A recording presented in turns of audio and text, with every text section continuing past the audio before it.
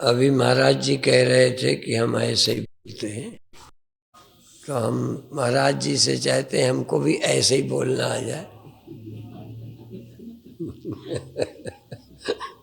और महाराज जी कह रहे थे, उनकी बात एक बहुत अच्छी लगी कि ओला जो है सागर में गिर जाए तो जानते हो, यूँ तो सभी ओले ही हैं, पर मुख्य ओला आपका मैं है। मैं ये ब्रह्म में गिर जाए तो ब्रह्म ही हो जाए और सब समस्या हल हो जाए। काम इसी से उपजता है, क्रोध इसी से उपजता है,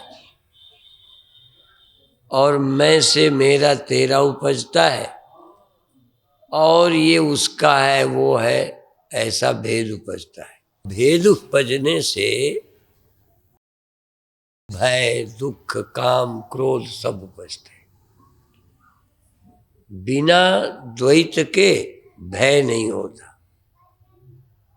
जब भी भय आएगा किसी और से आएगा। क्रोध भी दूसरे से आता है। एक वचन है, द्वितीयाद वै भयम भवति। रामायण में है, क्रोध की द्वैतक बुद्धि बिना द्वैत के क्रोध नहीं। काम भी किसी और से आता है। काम तो सबकी जड़ है मैं द्वैत, और इस मैं की जड़ है द्वैत की बिन अज्ञान। कौन सा अज्ञान? ब्रह्म का। क्योंकि ऐसे तो अज्ञान अभी तक हमें है, सब अज्ञानों से कोई नुकसान नहीं, अज्ञान ही अज्ञान भरा पड़ा है अभी तक। इतना दुनिया में ज्ञान है, इतने तरह के ज्ञान है कि हमारे को उसका अंश भी नहीं पता। अज्ञान मैं और ब्रह्म का। मैं कौन हूं ये सही ज्ञान नहीं है। ज्ञान है, इसी को ज्ञान मान लिया, इसलिए अज्ञान भी किसी को नहीं मालूम पड़ता। नहीं समझ आए तो एक बात पूछ लेते हैं, सबको, बच्चे भी जान जाएंगे। स्वप्न में जब तुम सोए होते हो, स्वप्न देखते हो, तो तुम्हें यह समझ आता है हम सोए हैं? नहीं समझ आता। जगने पे लगता है सोए थे। चूंकि स्वप्न में देख रहे थे, इसलिए सोया कैसे मान लोगे? सब हम देखते हैं, पढ़ते हैं, लिखते हैं, लड़ते झगड़ते, दुकान धंधा करते, इसलिए सोए लगते ही नहीं। पर इस अर्थ में कि जो सच था उसके प्रति हम सो गए थे, पर हमें पता नहीं था। जो एक सच, जो तुम समझते हो सच, ये इसके प्रति तुम सोए थे, तब स्वप्न देखा था। आपने कब देखा? जब सच के प्रति जागे थे। जब सच जगत के प्रति सोए थे तो देखा था स्वप्न, और स्वप्ने को उस समय स्वप्न नहीं देखा, उस समय उसे ही सच देखा। दो चीजें, सत्य का अज्ञान निद्रा, और विपरीत ज्ञान को ही हम ज्ञान मानते हैं। स्वप्नों को सत्य मानते हैं, जागे मानते हैं, और सत्य के प्रति सोए। हमें अद्वैत का चैतन्य ब्रह्म, ब्रह्म और आत्मा एक ही है, ये हमें पता ही नहीं। हमें सत्य का ज्ञान नहीं है, और सत्य के ज्ञान न होने पर जो ज्ञान होवे उसी का नाम स्वप्न है। अब आपको मैं का ज्ञान है, ये सही नहीं है। मैं जो आप है उसके प्रति सोए हैं जो आप हैं, और फिर भी आप अपने प्रति जाग भी रहे। फिर याद करो, सपने में व्यक्ति सोया भी है और जागा भी है। सोया है संसार के प्रति, जगत के प्रति, और जागा है स्वप्नों के प्रति। सत्य के प्रति सोए हो और आप यूं जागे हो, हम हैं, पैदा हुए। अब ये देखो, पैदा हुए नहीं हो, पर देखते हो, मर जाएंगे देखते हो। हम सब देखते हैं मर जाएंगे, तो ये स्वप्न है। जल्दी और समझ ना है तो ना है, चूंकि हम जब विदेश जाते हैं अमेरिकन लोगों को ये समझ में नहीं आता कि ये संसार स्वप्न है। वो तो बड़े वैज्ञानिक हैं। जब हम, और तो छोड़ो, एक हमारी शिष्या समझो, चाहे वो वहाँ की प्रमुख समझो, वो तो बहस करती है प्रवचन के बीच में। जगत को स्वप्ना तो छोड़ो, जब हम स्वप्नों को झूठ कहते हैं तो नहीं मानती। यार स्वप्नों पर यहाँ रिसर्च हो रही है, आप स्वप्नों को झूठ कह रहे हो। तो मैं जन्मा हूं ये ख्याल स्वप्न है। देखो बहुत आसानी से बताऊंगा, क्योंकि हम जो पढ़ते हैं ना, हमको भी ऐसे ही तर्क उठता है, इतना संसार ये ऐसे ही अज्ञान से पैदा हो गए, हमारी खोपड़ी नहीं मानती। इसको बनाने वाला है, बनाया है, ये स्वप्न है तो बनाने वाला ही बात गलत, नहीं मानता मन। तो जो चीज हमें नहीं पहले मन में आई, हमने विश्वास नहीं किया, तब हमें लगता है आप कैसे विश्वास करेंगे। अब विश्वास कर लेंगे तो कर लें, लेकिन उसको समझेंगे नहीं। तो जो जो कठिनाई मुझे आती रही उनका मैं ख्याल रख के बोलता हूं। मान लेते हैं देह स्वप्न नहीं है, मान लेते हैं देह का जन्म स्वप्न नहीं है, देह की मृत्यु स्वप्न नहीं है, पर तुम देह हो ये स्वप्न है।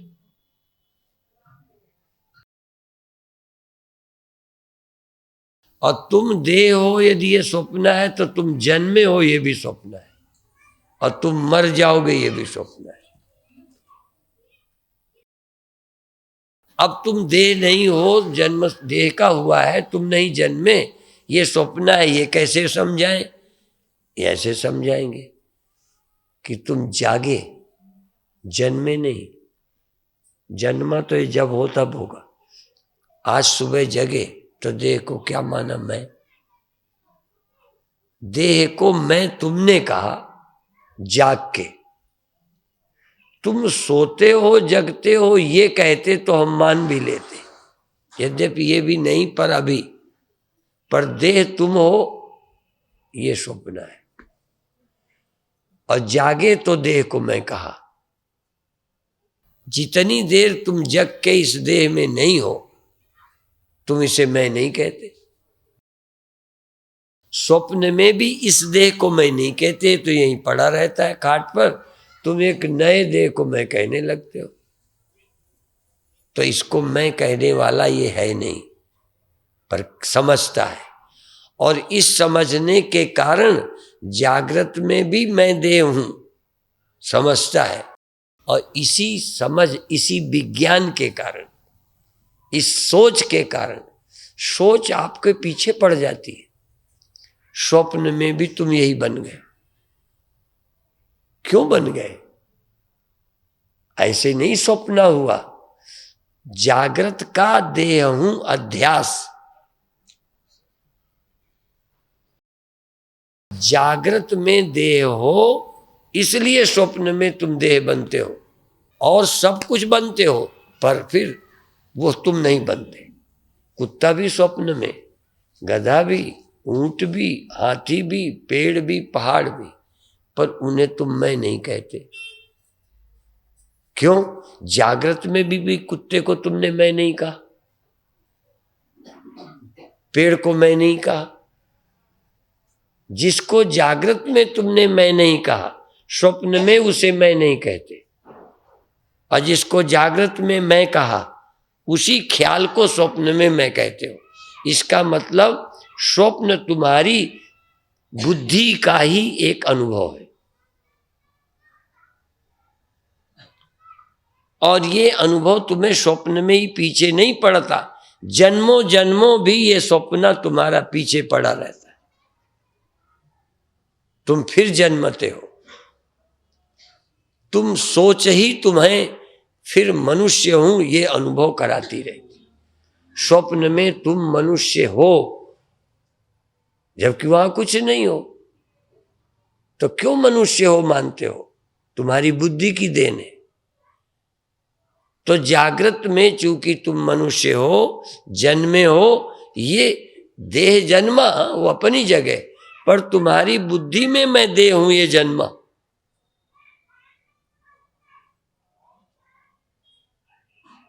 तुम अपनी बुद्धि में से देह हूं ये छोड़ो। कहीं क्यों छोड़ें, कैसे छोड़ दें? उसके लिए भी कोई अनुभव चाहिए। तो ये बताओ, तुम जगने में कहां से आए हो? जैसे रोशनी से हम पूछें कि कहां से आई, रोशनी से पूछेंगे आते तू अभी कहां से आई है? कमरे से आई है, इस यहां से आई, पीछे कोई चीज छिपी है उससे आई। तुम जाग के देह में आए, कहां से तुम? इस चैतन्य का मूल क्या है? यूं तो मन का मूल बताते हैं, पर अभी हम चैतन्य का। क्यों? वो क्या है? तिस्ते चांदन सब में चांदन होए। ये जो चांदन होता है, ये चांदन उसके चांदन से चांदन होता है, उस चेतन से चैतन्य आता है, और ये चैतन्य वापस फिर चला जाता है। आपका तो नहीं जाता। कल का आखिरी दिन है, उनको लेके आना जिनका चैतन्य ऐसे ही बना रहता है, वापस नहीं हो, और फिर नहीं आता, चले जाके फिर वहीं बना रहता है। आज जब सो जाओगे ना, सुबह जगना नहीं, देह में नहीं आना, गए गए। वहां कौन बैठा है जो वापस चेतन होता है, फिर भेज देता है, फिर वापस फिर। तो तुम्हें उसे मैं कहना चाहिए या इसे?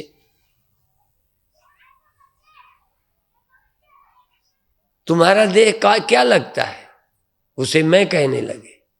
और जो हमारा बाप, बाप जान के बोल दो, जिससे हम जन्मे,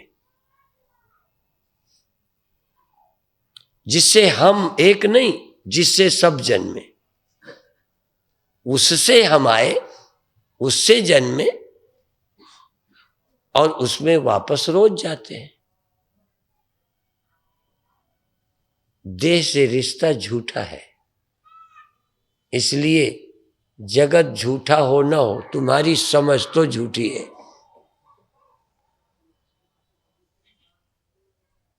और यदि समझ में तुम देह न रहो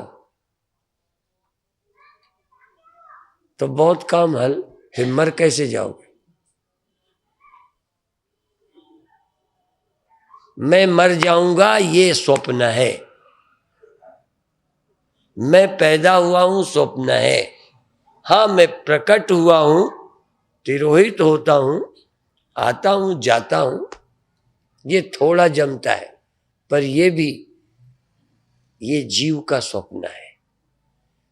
तुम जीव के जगने और सोने को भी जानते हो। पर ये बात जरा कठिन है। जागा, फिर सपना हुआ, नींद हुई, फिर जागना हुआ। ये तीनों का साक्षी कौन है? क्या तुम्हारे अलावा इस तीनों को और कोई जानता है? तुम्हारे भीतर कौन जा सकता है कि तुम सोए कि नहीं सोए, तुम सपना क्या देखा? अर्थात इन तीनों अवस्थाओं के, जागृत के, स्वप्न के, सुषुप्ति के साक्षी तुम हो। अर्थात जगने के भी साक्षी, जागने वाले नहीं, स्वप्नों के भी साक्षी, नींद के भी साक्षी, तुम सोने वाले नहीं, सोने के साक्षी। जागृत स्वप्न सुषुप्त्यादि प्रपंचम यत् प्रकाशते, जो इन तीनों को प्रकाशता है। पर श्लोक थोड़ी एक और अलग से बात बोलता है। इतना तक तो समझ लो, जागृत स्वप्न सुषुप्त्यादि प्रपंचम यत् प्रकाशते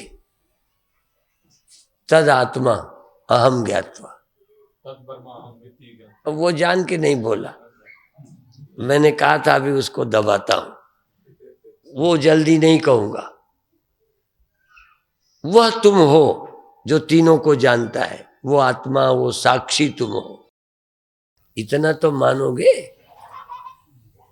ग्रंथ इससे ज्यादा कुछ कहते हैं, जो महाराज जी ने कह दिया। मैंने पहले कहा कि जिस चीज को मानने में मुझे कठिनाई हुई, वो जल्दी मैं तुम्हें नहीं बोलता। साक्षी समझने में कठिनाई नहीं है। स्वप्न तुमने देखे, जागृत अवस्था ने स्वप्न नहीं देखे, स्वप्नावस्था ने जागृत नहीं देखा। जगने को, स्वप्नों को और जागृत स्वप्न ने नींद कभी नहीं देखी, और नींद ने कभी जागृत जगत नहीं देखा। बस तीनों को मैंने देखा। आपने नींद नहीं देखी, तुम्हारा अनुभव नींद का नहीं है, तुम्हारा स्वप्ने का अनुभव नहीं है, तुम्हारा जगने का नहीं है, तो तुम कौन हो? जागृत, स्वपन, सुषुप्त, तुरिया। अभी तुरिया नहीं, तुरिया देखो, तुरिया आत्म भूपत की ये पुरिया। तुम कौन हो? आखिर ग्रंथ, संत, गुरुजन जब बताते हैं तो तुम सुनते कहाँ हो?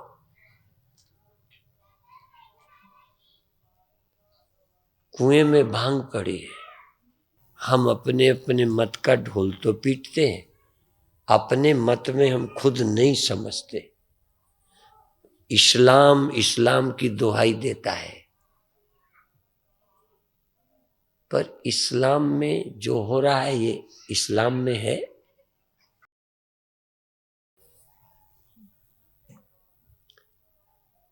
और फिर ग्रंथों के दो दृष्टिकोण, एक व्यवहारिक जीवन को कैसे जीना, उसके लिए ग्रंथों ने कहा, और एक आत्मा की बातें कही। एक हमको जीने के लिए धर्म की मान्यताएं रहत दी। तुम हिंदू हो, ये भाई बहन के रिश्ते हैं, ऐसे रहना चाहिए। और इस मामले में कहूंगा कि तुम हिंदू हो, तुम मुसलमान नहीं हो। देखो ध्यान रखना, जो जिस मजहब में है उसको दूसरे मजहब की नकल नहीं करनी चाहिए। ठीक है, इतनी क्षमता है कि तुम हो, हम हैं। किसी की पत्नी किसी की है, तुम्हारी नहीं। कि पत्नी तो है ना वो तुम्हारी है क्या? ऐसे किसी का धर्म धर्म है, वो अधर्म नहीं है, पर उनका धर्म ही उनका है, वो तुम्हारा धर्म नहीं है। धर्म के मामले में तुम अपने धर्म का पालन करो, पर अध्यात्म सबका अलग नहीं है। गुरबाणी उठाओ, उपनिषद उठाओ, सिखों की रहत अलग हो सकती है, हिंदू की रहत थोड़ी अलग हो सकती है। हिंदू केस रखे जरूरी नहीं है। यदि सिख केस नहीं रखता तो अपने दशम गुरु की रहत नहीं मानता। जहां मैं ये नहीं कहता कि हिंदू को मजबूर किया जाए केस रखने को, तहां ये भी मैं नहीं कह सकता कि सिख केस मुड़ाए। ये रहत है। यदि मुसलमान को हम नहीं कह सकते कि तुम दूसरी शादी न करो, तीसरी न करो, चौथी न करो, तो हिंदू को कह सकते हैं। हमारी एक परंपरा, मान्यता उसमें जी। ये हो गई हमारी धार्मिक शिक्षा। और कितने बार बोलता हूं, अखबार में एक पृष्ठ आता है, उसमें कई अखबार लिखते हैं धर्म और अध्यात्म। दो शब्द क्यों लिखते हैं? एक पेज आता है, उसमें लिखते हैं धर्म और अध्यात्म। इसका मतलब धर्म और है, अध्यात्म और है। धर्म अलग अलग होने में हमें कोई आपत्ति नहीं है, पर आत्मा का जब चिंतन करेंगे तो हिंदू की आत्मा अविनाशी, मुसलमान की नाशी,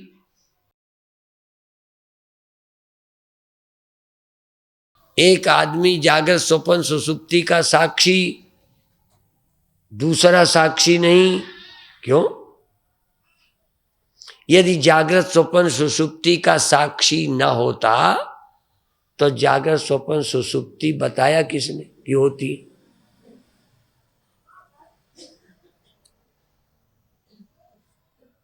यदि मैंने केवल जागृत ही अवस्था जानी होती, स्वप्न जाने ही न होते, गहरी नींद जानी न होती, तो हुई का कौन सबूत होता? मैं भी सबूत नहीं, क्योंकि मैंने सुषुप्ति स्वप्न देखे नहीं। एक ही अवस्था देखी जागृत। तुमने भी नहीं देखे, इन्होंने भी नहीं देखे। ये जो तालमेल है, हम सब जागृत स्वप्न सुषुप्ति को देखते हैं। तो जैसे हम हैं तैसे तुम हो।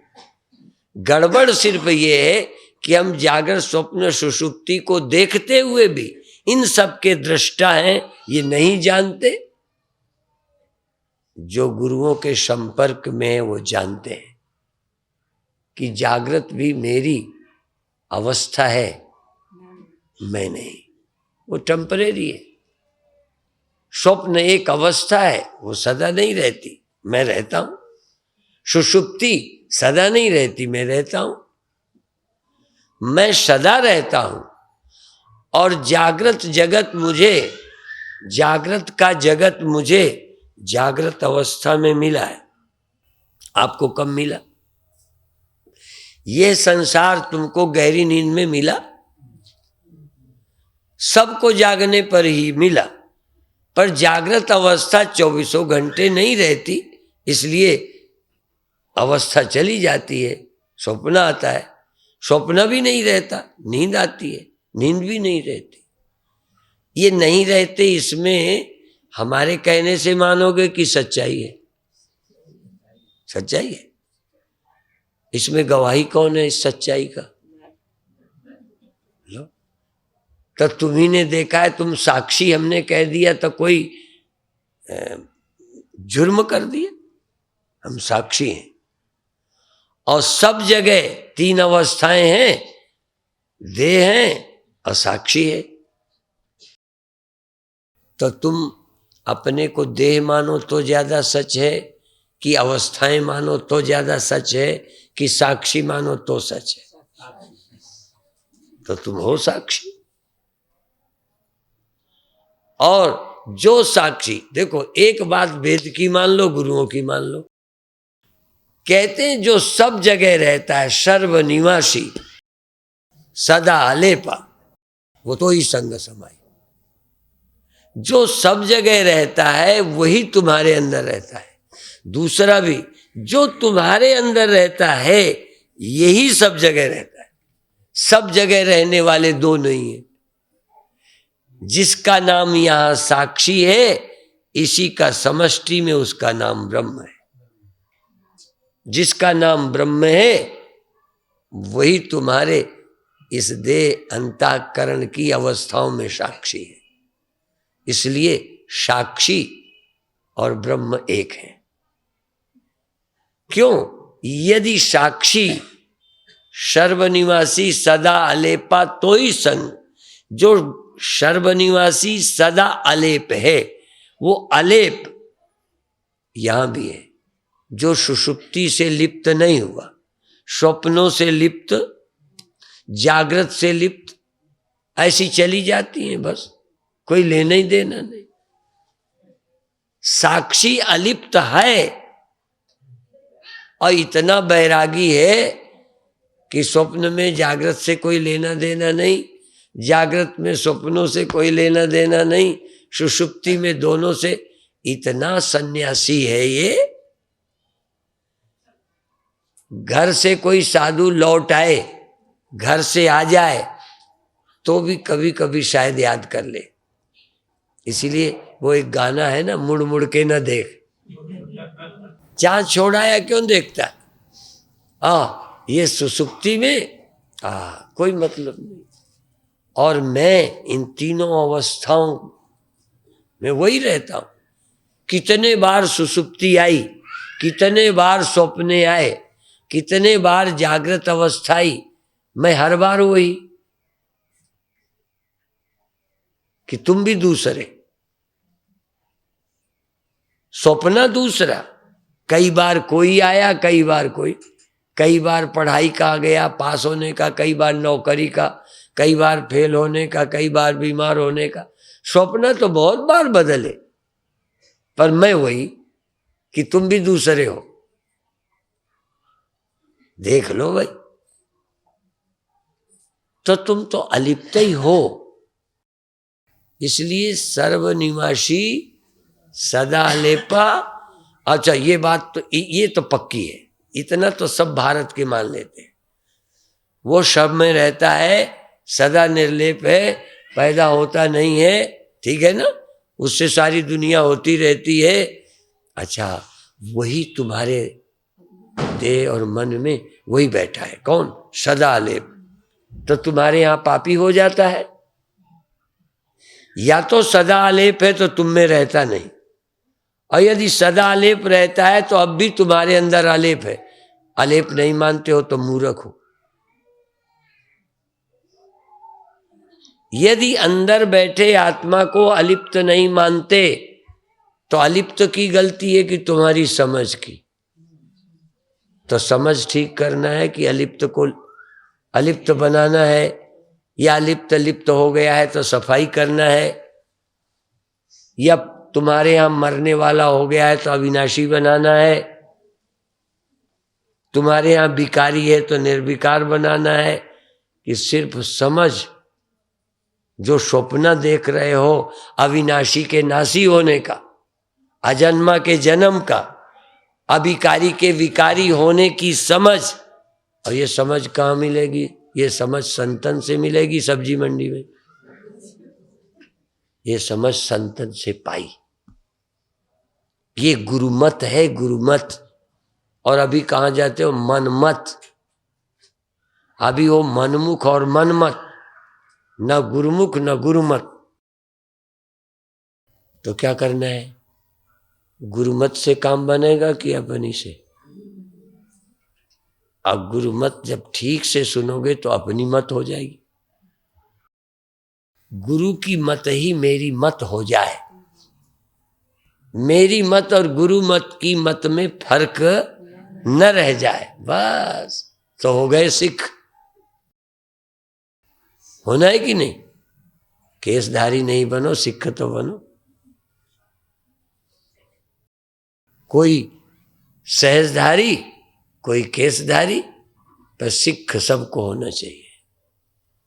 बिना सिख बने, बिना गुरुमुख हुए, गुरुमुख गुरु की तरफ मुख हो जाए, बात बन जाएगी। कब? अगले साल की इसी साल? हाँ, कोशिश करो। अब वो तुम्हारी समझ, इनका देखो, श्रद्धा करना अलग बात है। एक बात और बताओ, श्रद्धावान लभते ज्ञानम, पर एक बात और, श्रद्धावान भी कई ज्ञान को प्राप्त नहीं हो सकते, पर अश्रद्धावान तो एक भी नहीं प्राप्त करेंगे। श्रद्धावान भी कई को नहीं ज्ञान हो, गारंटी नहीं, पर श्रद्धावान ही प्राप्त कर सकते हैं, पर अश्रद्धावान तो प्राप्त ही नहीं कर सकते। क्यों? मेरी समझ है कि मैं देह हूं, पैदा हुआ हूं, मेरी समझ है कि मैं जगता सोता हूं, मेरी समझ है कि आता जाता हूं,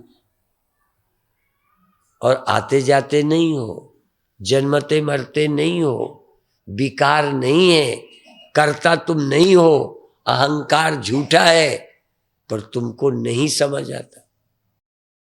तो अपनी समझ मन क्या बेचो? हाँ, बेच दो।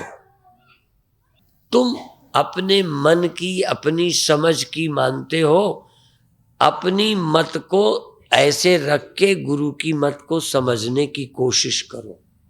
उदाहरण के लिए जो थोड़ा समझा दो, जो हिंदू बन के सोचते हैं, हिंदू मान के, उनको गुरुओं की मत समझ नहीं आती। किसने रोका? मुसलमान हमारी नहीं सुनता, अकल कम है क्या? समझ नहीं, समझ सकता है, पर मैं मुसलमान हूं वो ये समझने नहीं देता। हमें हिंदू की सुननी नहीं। इसी तरह से जैसे एक मत का आग्रह, गिरधर हुए हैं, कुंडलियां लिखते थे, वो लिखते हैं, जब तक फांसी मजहब की तब लग होए न ज्ञान, मजहब फांस टूटे तभी पावे पद निर्वाण, पावे पद निर्वाण निरंजन माही समावे, निरंजन में, ब्रह्म में, और फिर दोबारा जन्म फिर योनि ना आवे, फिर गर्भ में नहीं आता, फिर यमराज के चक्कर में नहीं आता।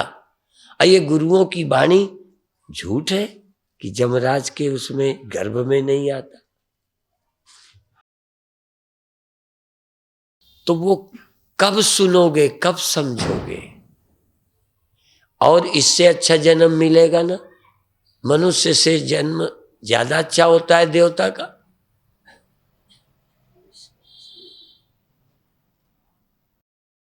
तो अभी तो मनुष्य नहीं हो, बोलो। मनुष्य जन्म से ही समझ में आएगा, और वो जन्म अभी तुम्हें नहीं मिला। बोल दो, तुम बोल दो, मैं मिला। अगला जन्म यदि और किसी का हुआ तो गड़बड़, और यही हुआ तो यदि यही हुआ तो हम एक बार क्यों टाइम जाया करें? जब मनुष्य ही जन्म में समझना है तो अभी मनुष्य जन्म मिल गया है, जिन्हें न मिला हो वो कोई बात नहीं। अब ये मनुष्य जन्म जो मिला है, जिस समझने के लिए मिला, अच्छा, मनुष्य जन्म मिला है, उनको रोटी नहीं खानी पड़ेगी।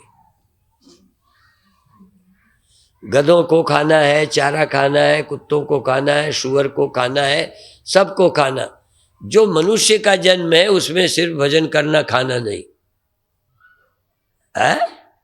अच्छा, खाना है, कमाना है, और मकान बनाना है, शादी करना है, बच्चे पैदा करना, लेकिन यही भर करना है, सत्संग नहीं करना।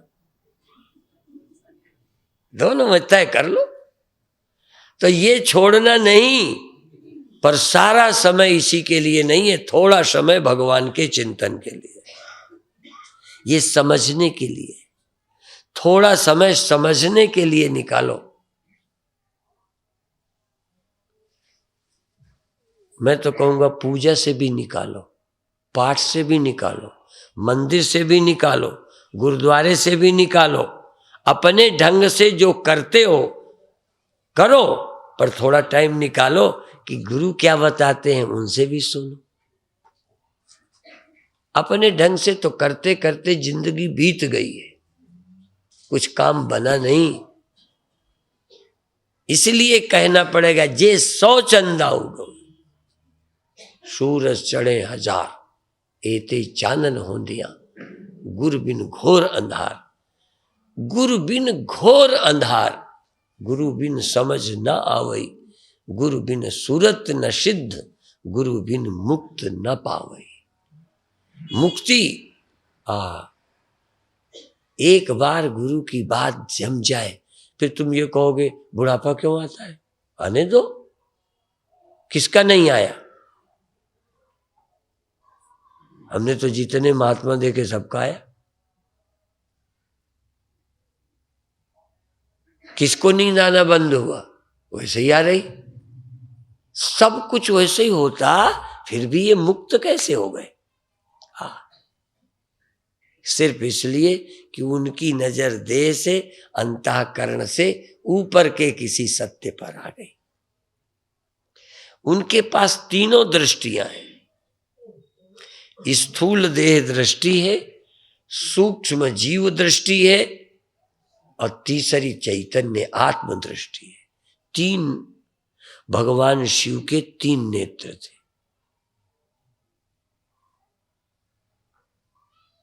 तुम्हारे अभी कई के तो एक ही है, देव हूं, कई के 2 हैं, देव ये पर मैं जीव हूं, कभी देव हूं कभी जीव हूं।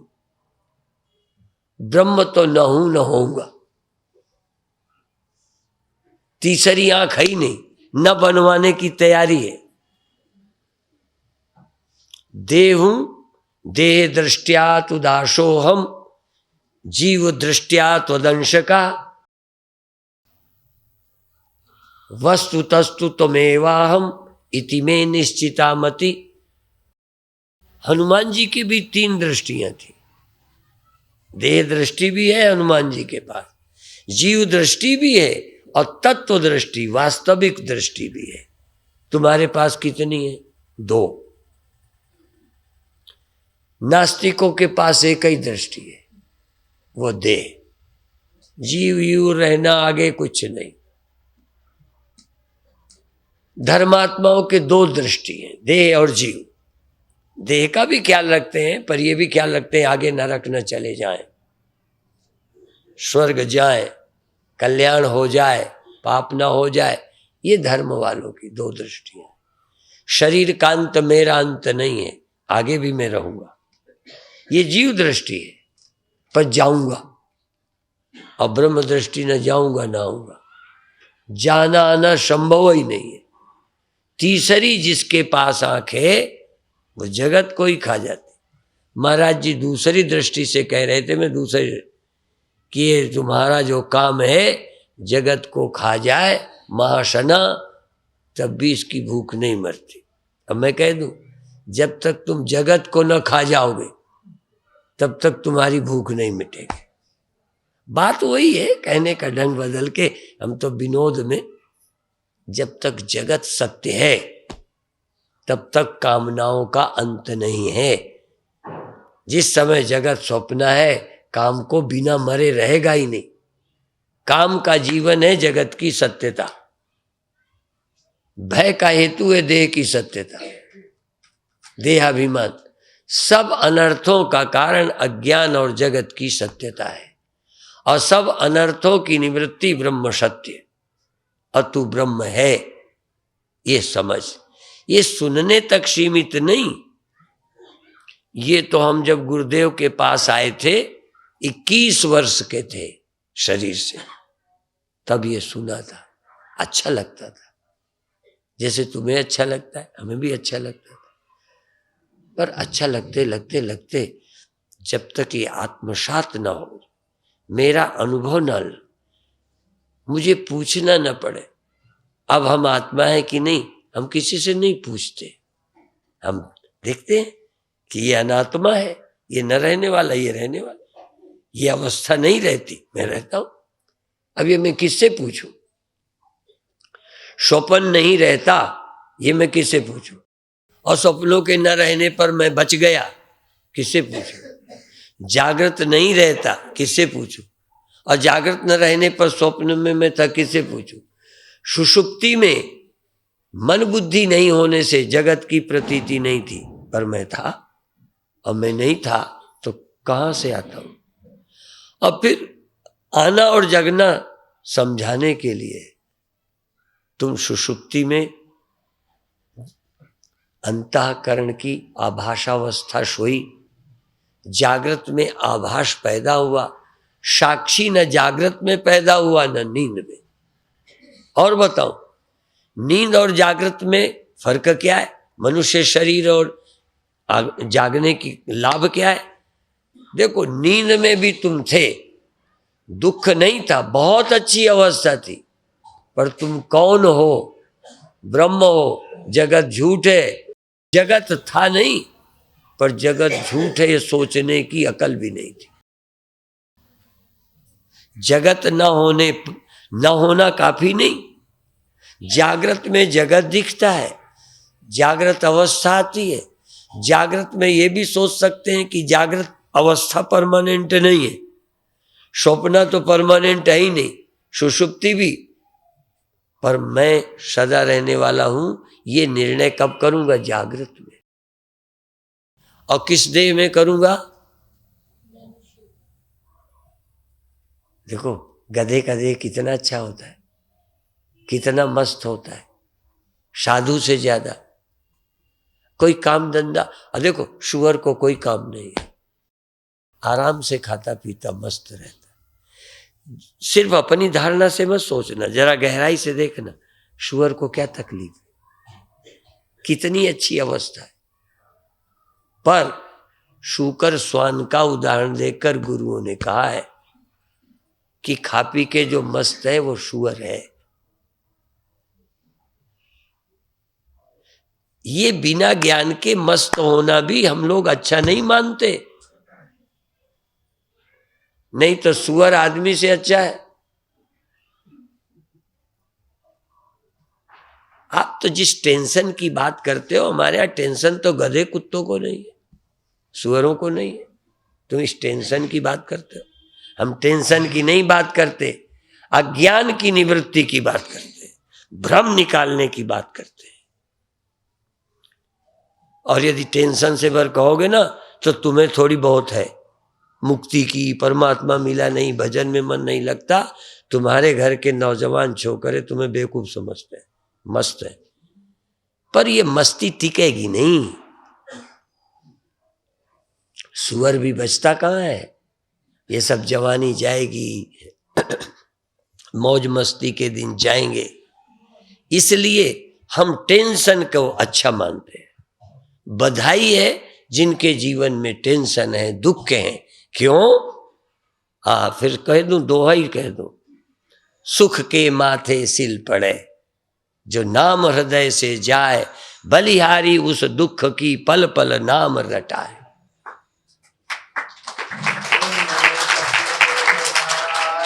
मनुष्य जीवन में इतनी समस्याएं हैं जितना किसी जीव को नहीं है, पर बधाई है क्योंकि सब समस्याओं की जड़ उखाड़ सकते हो तो मनुष्य जीवन में उखाड़ सकते हो। इसलिए मनुष्य जीवन भई प्रापत मानुक देवरिया, गोविंद मिलन की यो तेरी बरिया, और काज तेरे किते न काम, मिल साथ संग भज केवल नाम। ठीक। अब देखो, मैं बताऊं, अपनी कमजोरियां भी बताऊं। तुम्हारी तरह देह मेरे पास है, ठीक है, तुम्हारी तरह नींद मुझे आती है। जिस नैतिक मर्यादा में सिखों को गुस्सा आता है, मैं जानबूझ के बोलता हूं, मैं अपना उदाहरण दे के फिर इनको जान के शामिल करता हूं। क्यों? जो सिखों के गुरुओं के खिलाफ बोलता है, इनको गुस्सा आता है। गुस्सा बुरी चीज नहीं है, पर बात समझो, मुझे भी बुरा लगता है, देश को बिगड़ता मैं नहीं देख सकता, लेकिन अब हम मर जाएंगे, फलाना हो जाएगा, ये दिमाग से निकल गया। मुख्य टेंशन निकल गई। और दूसरी बात कहूं, फिर याद, ये जो थोड़ा बहुत भय चिंता आ भी जाती है ना, तो भय चिंता हटाने के लिए जानते हो हम क्या करते हैं? डॉक्टर बुलाते हैं। भय चिंता हटाने के लिए कोई अमृत पीने जाते हैं। इस मृत्यु के ख्याल को उसी ब्रह्म विद्या, उसी वाणी का सहारा लेके देखते हैं हम कौन है, मृत्यु का ख्याल चला जाता है। जब जब कोई बीमारी आती है, जो जो बीमारी हो सकती है, मरने की, नरक की, दुख की, क्रोध की, काम की, लोभ की, आती हैं, अभी भी आती हैं। किस कारण से आती हैं, कौन प्रश्न, बहुत सारा विस्तार है। पर जो निवारण लायक है उसको निवारण करते हैं, जो करने लायक है करते हैं। गुरु महाराज, दर्शन गुरु जी कृपाण न लेते तब भी उनका गुजारा हो जाता, तो वो नहीं छोड़ना चाहते। और चलो खुद ले लेते औरों को भी दे गए। क्यों दे गए?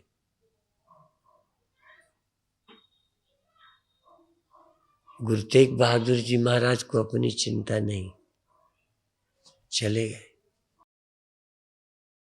समझ गए? साधु स्वयं की चिंता नहीं करता, साधु तो परोपकार के लिए आता है। और परोपकार की चिंता नहीं करते। गुरुओं ने पूरे समाज की चिंता की, इसलिए चिंताएं भी अलग अलग तरह की हैं। और हम तो कहते हैं, जब राम के समय पर, दशरथ के समय गड़बड़ हुई थी, तो विश्वामित्र ने चिंता की थी। गादि सुवन मन चिंता व्यापी। तुम कहोगे साधुओं को चिंता नहीं करनी। इस तुम्हारे उद्धार तक की चिंता कौन करेगा? साधु ने अपनी चिंताएं तो हटा दी, औरों की चिंता करते। तभी तो कहते हैं, देखो भगवान के लिए सुन लो, पुरानी बात मैंने कही थी, फिर दोहरा दूं। अपने अपने घरन की सब काहू को पीर, तुम्हें पीर सब घरन की, धन्य धन्य रघुबीर। अपने अपने मरने की सब काहू को पीर। असंतों को कोई न मरे, ये पीड़ा है। ये मरने वाले क्यों हैं? ये अमृत क्यों नहीं छकते? ये चिंता है तो गुरुओं को है। तुम्हारे मरने की चिंता उन्हें है। तुम क्यों मरने वाले हो? तुम क्यों दुखी हो? तुम क्यों चिंतित हो? तुम क्यों अज्ञान में फंसे हो?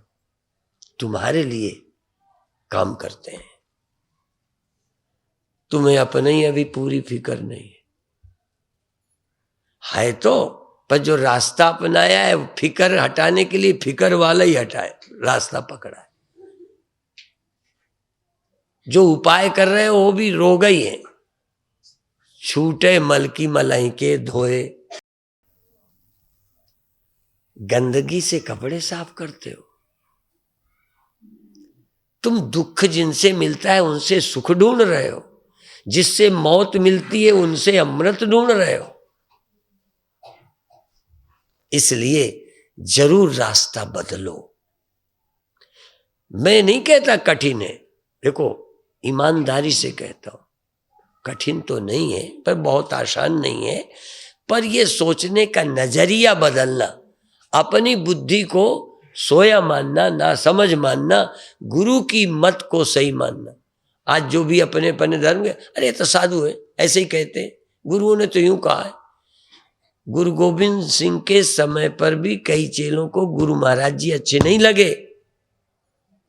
पंडितों को छोड़ो, जो शिष्य बने थे उन्हीं को लगा इनका गड़बड़ है, हिले हुए, हमें मारेंगे, हमें मरवा देंगे। समझते हो? साधुओं की बात सबको जमती नहीं। लोग तो कहते हैं ये समाज में अफीम बांट रहे हैं। हाँ, धर्म अफीम है कहते हैं। अंधविश्वास थोपते हैं। और मैं बता दूं, यदि अध्यात्म अंधविश्वास है तो इस संसार में रोने और मरने के सिवा और सत्य क्या है? यदि नहीं मरना है तो अध्यात्म में, यदि दुख नहीं है, मेरा तेरे से ऊपर कोई उठा सकता है तो अध्यात्म, नहीं मेरे तेरे के बंधन में, अपने अपने अनुभव में। और कोई नास्तिक है जो अपनी प्रेयसी के वियोग में दुखी नहीं है? जो लोग धर्म को नहीं मानते चिंता से मुक्त हैं क्या?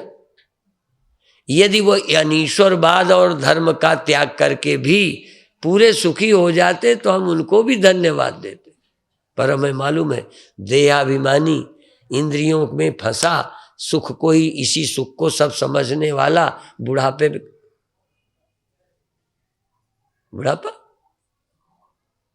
कैसा होएगा इनका? जो सुखी थे, मौज में रहते थे, बुढ़ापे में क्या करें? संत वो है जिसका बुढ़ापा भी आनंद होता है। जो केवल जवानी के सुख में मस्त थे उनके लिए बुढ़ापा है। जिन्होंने पहले भी अपनी इंद्रियों को संयम करके आत्माराम थे, उनका बुढ़ापा क्या छीन लेगा और मौत क्या छीनेगी? जिस देह में अभिमान नहीं रखा, मौत उसका छीनेगी क्या? इसीलिए ज्ञानियों का जानते हो, कोई दुश्मन नहीं रह जाता और कोई मित्र भी नहीं। तुम क्या लाभ दोगे मुझे जो मैं तुम्हें मित्र समझूं? तुम मेरा नुकसान क्या करोगे जो मैं शत्रु समझूं? क्षमा शत्रु च मित्रे च तथा मानापमानयो। ब्रह्मज्ञानी के लिए कोई शत्रु नहीं, कोई मित्र नहीं।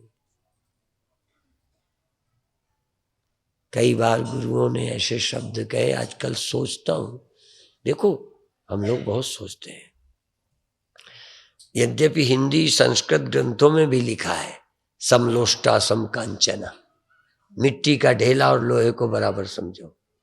हमारे गुरु ने लोह और सोने को एक समान, मिट्टी और सोने को एक समान। अब इसको मुझे अभी समझना है, इस समान का अर्थ क्या है? जन्म और मृत्यु, हानि और लाभ, संयोग और वियोग, जिसके लिए सब बराबर है। क्यों? वो आत्मवित होगा। अब तुम आत्मवित होना नहीं चाहते, देह का मैं हटाना नहीं चाहते और जीवन और मृत्यु बराबर समझना चाहते, नहीं समझ आएगा। जो देहाभिमानी है उसका शरीर होना न होना बराबर नहीं होगा। इसलिए आत्मवेत्ता हो पहले, फिर ग्रंथों को देखो कि सही कहा है। क्या लाभ है? सोना तुम्हें मौत में क्या करेगा? अब मान लो सोना नहीं है, मिट्टी का ढेला ही है, तो तुम्हारा क्या नुकसान कर देगा? तुम्हें क्या दुखी कर देगा मिट्टी, और क्या सोना तुम्हें दे देगा? सोने वालों को चैन मिल गई क्या? तो फिर राजे महाराजों को चैन मिली क्या? तो इसलिए ज्ञानी के लिए सब बराबर है, सोना और मिट्टी। शरीर का रहना ज्ञान के लिए उपयोगी था, ज्ञान के बाद तो रहना न रहना बराबर। यदि रहना अच्छा है, न रहना बुरा है, तो इतना भी चिंता रहेगी। इसलिए संत के मरने पे, संत के लिए लोग भी न रोवे। संत तो अपने लिए कहता है कि काहे कबीर सुनी लोई, हो नहीं मरना, रोए ना कोई। हम लोग तो देखते हैं हमारे मरने पे कोई रोएगा कि नहीं। कई बार तो जिंदा में मर के ढोंग करके देखते हैं कि कोई है रोने वाला कि नहीं।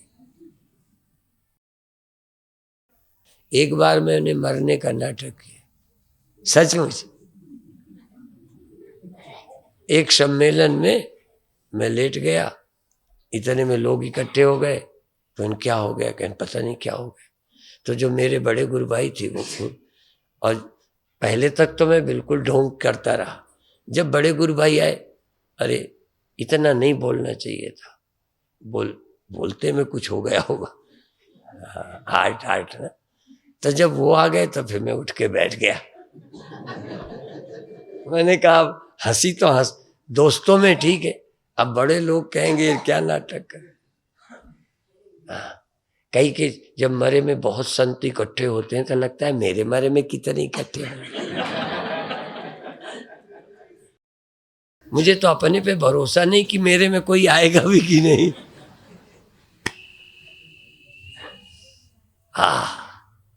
क्या सोचना है सब, ना समझी हटा दो और खाओ पियो जियो चैन में रहो, मुक्त होके रहो। ये हो जाएगा वो हो जाएगा वो हो जाएगा, नहीं। हमारे यहाँ ज्ञान के लिए आग्रह नहीं कि समाधि में रहो, कि कैसे रहो, कि युद्ध में रहो। इसीलिए प्रजाति यदा कामान सर्वान पार्थ मनोगतान आत्मन्येवात्मना तुष्टा स्थित प्रज्ञस्तदोच्यते। ज्ञान हो गया, अंतर तृप्ति हो गई, आप खूब आनंद में रहिए। विहाय कामान या सर्वान पुमांस चरति निष्प्रिय।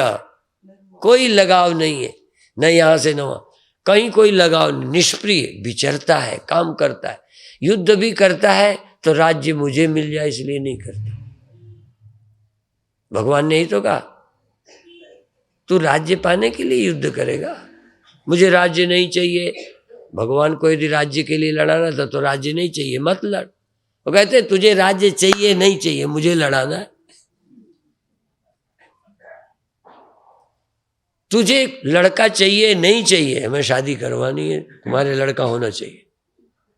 तुम्हें नहीं चाहिए, भगवान को चाहिए, सृष्टि को चाहिए। तुम्हें शादी नहीं करना तो शादी न करने दी जाए। हाँ नहीं, और जिन्हें करना है उनको कहना ही तुझे नहीं करने देंगे। क्यों, तुझे शादी की ललक है, क्या मिलने वाला है? तू कुछ पाने के लिए शादी न कर, किसी डर से शादी ना। तू लाभ के लिए युद्ध करता है, हानि से डर के भागता है।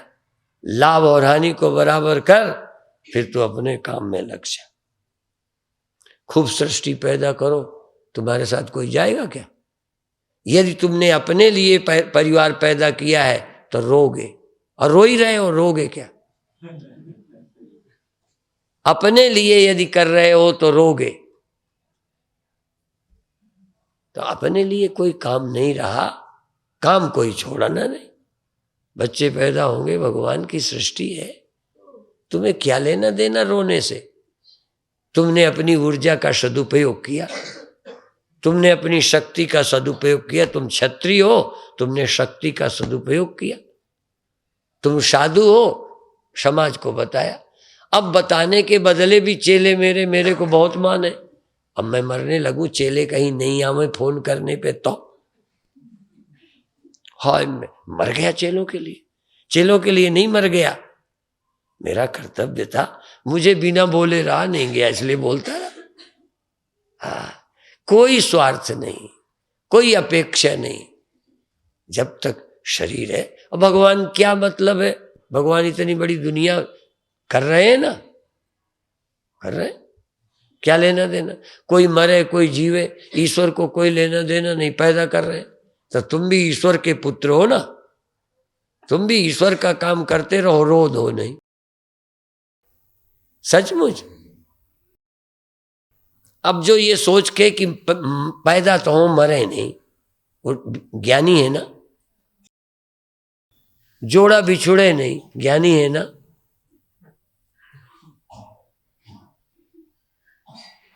आपने यही सोचा है ना कि जोड़ा ऐसे ही रहे, अच्छा जवानी ऐसे ही बनी रहे, यही अज्ञान है। जवानी में जवानी का उपयोग करो, बचपन में बचपन का करो, शादी की तो बच्चों को, और कुछ भी तुम्हारा स्वार्थ नहीं, तुम मुक्त होके जियो। ये कामना रहित हो जाओ। शरीर जितने दिन रहे काम करो, तुम अनादि और अनंत हो, तुम्हारी आयु कोई नहीं, तुम अनादि अनंत हो। जितने दिन शरीर है इससे काम करो। ये तो मरने को मिला है, तो तुम्हारा क्या बिगाड़ लेगा? अविनाशी का नाशी देह क्या बिगाड़ेगा? और अविनाशी को नाशी देह क्या देगा? जीवन देगा। अविनाशी को नाशी देह जीवन देता है क्या? और अविनाशी को नाशी देह मौत देगा क्या? अविनाशी अविनाशी रहेगा, नाशी देह का सदुपयोग करो। शिव जी के शरीर है, राम भगवान के शरीर है, कृष्ण भगवान के शरीर है, और शिव किनके? हमारे सब भगवानों के शरीर। अब उनके नहीं रहे तो वो भी दुखी रहे क्या? तो तुम भी। एक ही सिद्धांत, एक ही दवा है, एक ही तरह के रोग है, एक ही तरह की दवा है।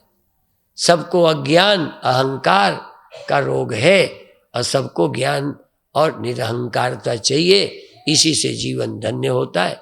अधिक देर तक क्या कहें, कल का कार्यक्रम समापन का दिन है, आनंद से उसमें भाग लीजिए और जितना समय होगा कल फिर बताएंगे।